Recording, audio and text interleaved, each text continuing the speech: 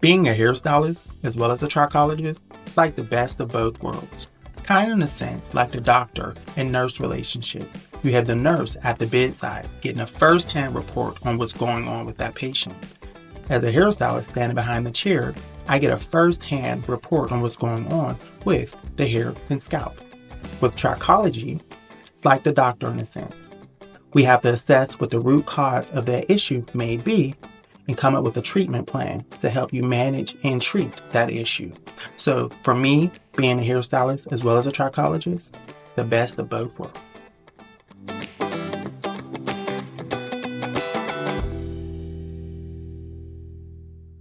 Got it. You about the time. Yes. So, good day, everyone, and welcome. Um, Here we're about to kick off another hair loss series. But this series, we're going to do more of a hair loss specialist point of view versus a hairstylist point of view. Although we're both hairstylists for some time, we're coming from that same angle in some aspects. But today we want to look at the treatment side of things. So, um, we're going to delve in, into some questions that were posed to me and Shayna here from our clients, from some customers, some everyday questions that they just want to know, things that they come in like, well, what kind of shampoo should I use? Does the shampoo that I use matter? Which brand of shampoo should I use? Common questions like that are the things that we're going to discuss and go over. And then there's some hair loss questions and some treatment questions, and everyone wants to know about the turkey hair transplant. Should I go to Turkey? Should I not go to Turkey? I don't know how much on Turkey we're going to touch upon, however, but we are going to talk about hair transplants as well. So, without further ado, my name is Tim Jones. I am an owner and operator of Salon Blue Hair Loss and Scalp Solutions located in the Swissville area of Pittsburgh. And this is And I am Shanna Cochran, and I'm the owner and certified hair loss specialist at Salon SC, located in Braddock, PA. So we are very excited to come together to speak to the masses on our lovely, healthy hair care and just go ahead and, like you said, dive into these questions that our clients were so graciously able to provide, coming from the heart, the mind, and just wanting to get some answers to a lot of everyday questions, right. And put some, get context and shut down some of the myths too. There's a lot of common myths out here where it has everyone second guessing. So whenever you can come to your hair care professional, it makes things a lot easier. So why not go ahead and bring this to the forefront where we can clear up some things. Right. And when you have someone and a resource that you can go to that is accessible. Yes. That is the important part. Because we are accessible, it's like the relationship that we foster with our customers is like the nurse and the doctor. It's kind of like we're as hairstylists, we're like the nurse at the bedside. So we get like a first hand, overview of what is actually going on in the hair and scalp. But then as a trichologist or a hair loss specialist, that is like the doctor treatment part, so that's where we now can help you discover what is the root cause of your issue and what associated treatments are available for that root cause. Or how do we redirect you to another medical professional to get what it is that you need? Absolutely. Right. It's beyond our scope of care. Right. So today, we had a trying morning. Okay. Yeah. We're not going to discuss that. But one of the things that we did discuss was our own personal background with hair and scalp issues. And for myself, I suffer from AGA, androgenetic alopecia, which is an androgen dependent alopecia, to where the hormone testosterone converts by an enzymatic process to dehydrate testosterone, which then creates inflammation in the follicle system and begins a miniaturization process. But one of the first stages of that miniaturizing process is single hair follicles, right? And these are things that is not commonly known, right?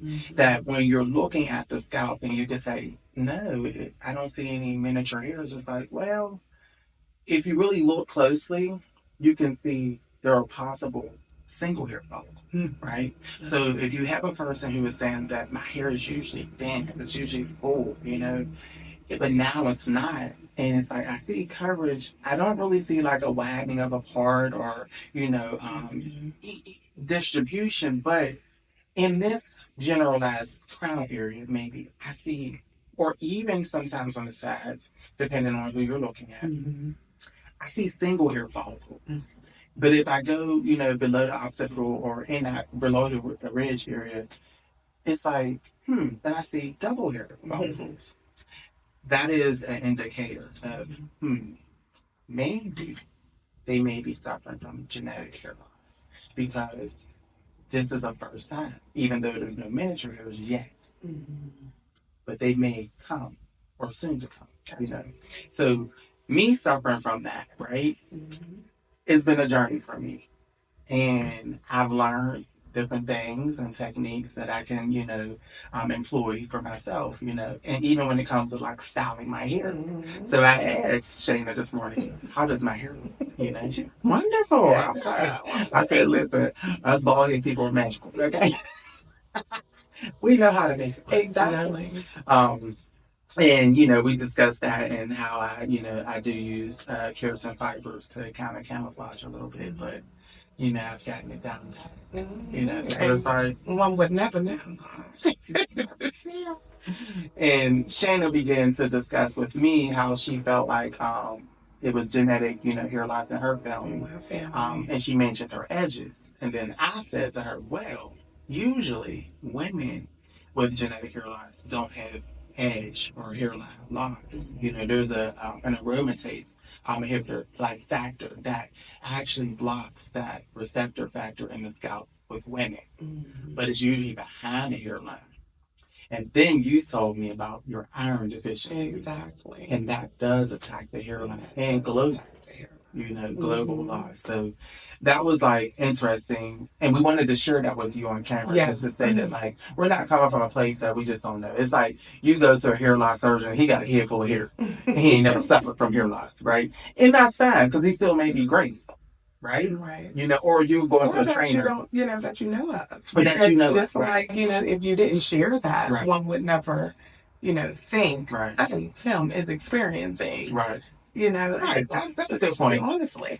And then I think sometimes we are put on the forefront of we don't have issues, just like any load you may carry in life. Most people say, it's not that I'm not carrying the load, it's how well I make it look. Well, I'm carrying the load, So I tell my clients often when we're in the chair and we're talking, I share that. Like you're not alone. I have an iron deficiency and this is how I turn things around and I would start seeing, a positive change in what I wanted to see. I knew I didn't want it to get worse because I also know what hereditary lies down, on my mother's side and on her father's side, things like that. So then you have a talk with yourself and you're like, okay, let me go ahead and take action and let me be very intentional and consistent with, what I need to do to see the positive, reaction to. And that was a key point, intentionality. Like, if you want to see change, you have to do what you need to do to get the change that you want to see. So, and you have to be intentional about it. So, that was a really, really good point, Shanna. Thank you for that. Now, you'll see us kiki and cackle a little bit through this because, like, we actually have a relationship, so, and this conversation should be, it's like held between two friends, so it's not like we're just clinical professionals. We're actually like bonding, and it's like, and we're discovering things as we going through these questions, like how much we actually have in common. So it's like heartwarming. And having a moment to really catch Right, up and right. sit Yes, and yes. put our great minds together. Great minds together. Because boy, Right. like you said, we'll get long-winded here. Right. We're gonna try. So we're going to try to get these questions and our answers short and brief. We're going to try to get to the point. You know what I mean? Eat the meat, spit out the bones, sit that nail right on the head. Like, hey, Absolutely. right? So we do have our questions here because it's going to be hard to keep track of all these questions. We got like 40 something questions. Okay. Yes. And we want to cover them all in this one sitting. If we may, And the good thing about that is with, covering them all and opening up this line of communication that we're hopeful that more viewers can, maybe email if there's something that we may have missed or did not touch upon, or as well as continuing to speak with our clients. Our clients will watch and light bulbs will go off. We may touch on something and didn't go in depth enough where another question will go ahead and arise. And so we welcome that. We want that because we want to, hopefully respond, answer. Who knows? You may see us again. Right. And this is starting the conversation. Yes. So, and creating a community aspect, so to speak. So don't feel, like you don't know or, because you didn't understand certain things. It's like, that's why we're here to dispel that, and to rightfully divide the word of truth, so to speak. Without further ado, Yes. I'm going to kick off with the first question here. Look at this. So, question number one is, why do I have dry scalp?